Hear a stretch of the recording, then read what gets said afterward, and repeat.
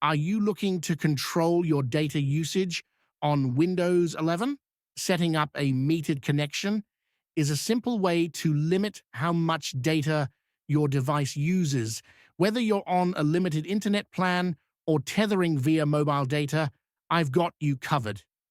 In this video, I'll show you step by step how to set up a metered connection on Windows 11. Let's dive in.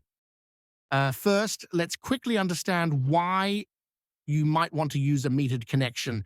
A metered connection limits automatic downloads such as Windows updates, reduces app data usage in the background, helps save data on limited or expensive internet plans. Now that we know the benefits, let's set it up. Start by clicking the Start button or pressing the Windows key, then select Settings from the menu or type Settings and press Enter.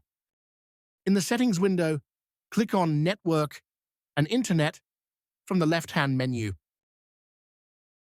Now, select the type of network you're connected to. If you're using Wi-Fi, click on Wi-Fi. For Ethernet, click on Ethernet.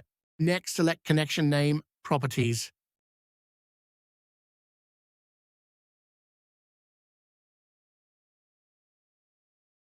Under the section labeled Metered Connection, toggle the switch to On. That's it. Your network is now set as metered. Windows will reduce its data usage accordingly. You can set a data limit for your connection in Windows 11, letting the system know how much data is available on your metered connection. This ensures that your PC stays within the limit of your internet plan, preventing it from using more data than allowed. Now, you can browse worry-free without incurring extra charges,